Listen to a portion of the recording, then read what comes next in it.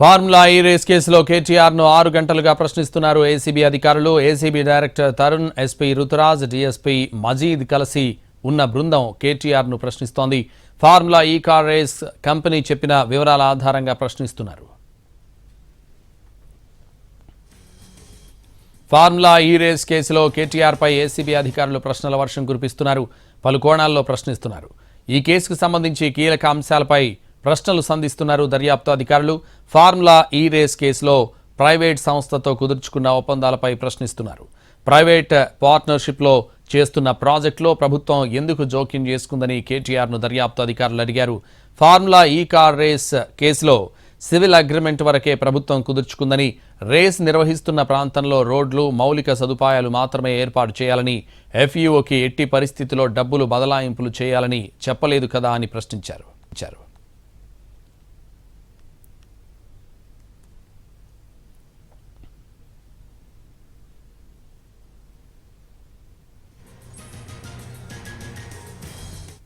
Formula ఈ race కేసులో కేటీఆర్ను 6 గంటలుగా ప్రశ్నిస్తున్నారు ఏసీబీ అధికారులు.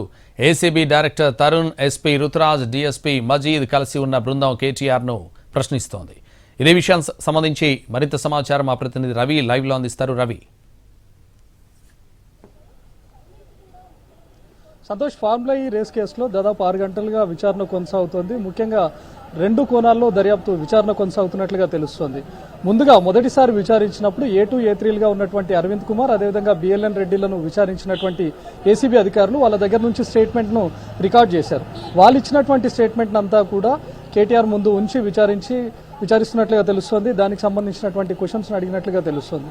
ఆ తర్వాత ముఖ్యంగా ప్రైవేట్ సంస్థలతో ఎలాంటి ఒప్పందాలు కుదుర్చుకున్నారు అనే దానిపైన కూడా దర్యాప్తు కొనసాగుతోంది. ముఖ్యంగా కేటీఆర్ను అడిగినటువంటి దానిలో కూడా ప్రైవేట్ పార్ట్నర్షిప్తో జరుగుతున్నటువంటి ఈవెంట్లో ఎందుకు ప్రభుత్వము తలదూర్చాల్సి వచ్చింది, అదేవిధంగా సివిల్ అగ్రిమెంట్ జరుగుతున్నప్పుడు అక్కడ మౌలిక సదుపాయాలను మాత్రమే కల్పించాలి, లేకపోతే రేస్ ట్రాక్ను మాత్రం నిర్మించి ఇవ్వాలి, అక్కడ జరుగుతున్నటువంటి ప్రాంతంలో రేస్ జరుగుతున్నటువంటి ప్రాంతంలో రోడ్లు వాటన్నిటిని చదును చేయడమా, ఇంకా ఇలాంటి మౌలిక వసతులు మాత్రమే కల్పించాలి, కానీ ఏకంగా ఈవెంట్లో ఎందుకు ప్రభుత్వం జోక్యం చేసుకోవాల్సి వచ్చింది అనే దానిపైన కూడా ప్రశ్నించినట్లుగా తెలుస్తోంది.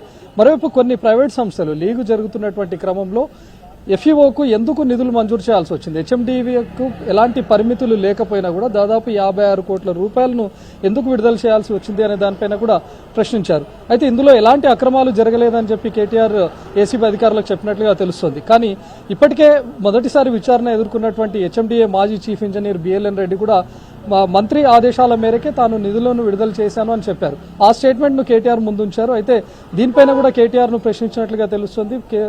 అధికారి పైన మీరు ఒత్తిడి తెచ్చారు, మీ ఒత్తిడి మేరకే నిధులను విడుదల చేయాల్సి వచ్చిందా అనే దానిపైన కూడా ప్రశ్నించినట్లుగా తెలుస్తుంది. అయితే దీనిపైన కూడా తను స్పందించారు. కొన్ని ప్రైవేట్ కంపెనీలు తప్పుకున్నప్పుడు తెలంగాణ బ్రాండ్ ఇమేజ్ను పెంచాలి అనే దిశగానే మేము ఏర్పాటు చేసినటువంటి ఫార్ములా ఈ రేస్ ఎట్టి పరిస్థితుల్లోనూ ఆగకూడదనే ఉద్దేశంతోనే హెచ్ఎండిఏ నుంచి నిధులను మళ్లించాల్సి వచ్చిందనే విషయాన్ని చెప్పారు. కానీ ఇందులో ముఖ్యంగా ఆర్బీఐ గైడ్లైన్స్ను దాటి ఆర్బీఐ గైడ్లైన్స్లో ఉన్నటువంటి ప్రకారం ఒక విదేశీ కంపెనీలకు పౌండ్ల రూపంలో యూకేకు ఎందుకు ట్రాన్స్ఫర్ చేయాల్సి వచ్చింది, ఇది ఆర్బీఐ గైడ్లైన్స్కు విరుద్ధం కదా అనేది కూడా ప్రశ్నించారు. ఆర్బీఐ కూడా ఇప్పటికే దానిపైన 8 కోట్ల రూపాయల పెనాల్టీ విధించింది. ఇలా చేయడం కూడా ఆర్బీఐ గైడ్లైన్స్ విరుద్ధం అని చెప్పి తెలిసే చేశారా లేకపోతే తెలియక చేశారా అనే దానిపైన కూడా ప్రశ్నించాల్సి వచ్చింది. ముఖ్యంగా ఎందుకు మీరు పర్సనల్ ఇంట్రెస్ట్ చూపించారు, ఎందుకు ఇంత పెద్ద ఎత్తున జోక్యం చేసుకోవాల్సి వచ్చింది అనే దానిపైన కూడా ఏసీబీ అధికారులు ప్రశ్నించినట్లుగా తెలుస్తోంది.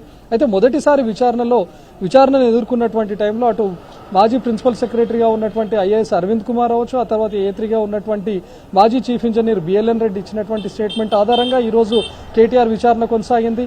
ఈ గ్యాప్లో ఎప్పుడైతే A1, A2, A3లను విచారించారో కొన్ని నెలల గ్యాప్ తర్వాత ఎఫ్ఈఓ ప్రతినిధులను కూడా జూమ్ కాల్లో విచారించారు. పోలీసులు, ఏసీబీ అధికారులు కూడా విచారించారు. ఆ టైంలో కూడా స్టేట్మెంట్ను రికార్డ్ చేశారు. అయితే ఇందులో ఎందుకు కొన్ని కంపెనీలు తప్పుకోవాల్సి వచ్చింది, కొన్ని కంపెనీలు ఈ ఫార్ములా ఈ రేస్ నుంచి తప్పుకున్నా సరే ఎందుకు హెచ్ఎండిఏ నుంచి నిధులు మళ్లించాల్సి వచ్చింది, హెచ్ఎండిఏ పరిమితిని దాటి కూడా నిధులు మంజూరు చేసింది అనే దానిపైన కూడా ఈరోజు విచారణ కొనసాగింది. ఎక్కడా కూడా ఎలాంటి అవినీతి జరగలేదు, అక్రమాలు కూడా జరగలేదు.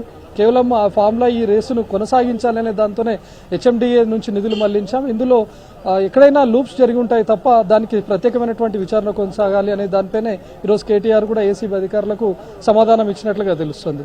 ముఖ్యంగా గతంలో జరిగినటువంటి విచారణకు సంబంధించినటువంటి స్టేట్మెంట్ అంతా కూడా ముందుంచి విచారించడం, ఆ తర్వాత ఈరోజు జరిగినటువంటి విచారణలో రెండో భాగం అటు ప్రైవేట్ కంపెనీలతో జరిగినటువంటి ఒప్పందాలు ఏ మేరకు ఉన్నాయి, ఆ ఒప్పందాలను ఏవైనా ఉల్లంఘించారా, కొన్ని కంపెనీస్ తప్పుకున్నాయి అంటే తమకు లాస్ వచ్చిందని చెప్పి గ్రీన్కో లాంటి కంపెనీలు తప్పుకున్నటువంటి టైంలో తెలంగాణకు మాత్రం దాదాపు 700 కోట్ల రూపాయల పెట్టుబడులు వచ్చాయని చెప్తున్నారు. అంటే కంపెనీలకు రానటువంటి ఆదాయం, కంపెనీలకు రానటువంటి ప్రాఫిట్ మీ తెలంగాణ ప్రభుత్వానికి ఏ విధంగా వచ్చింది, పెట్టుబడుల రూపంలో 700 కోట్ల రూపాయలను ఏ విధంగా సమకూర్చగలిగారు అనే దానిపైన కేటీఆర్ను ఏసీబీ అధికారులు ప్రశ్నించినట్లుగా తెలుస్తుంది.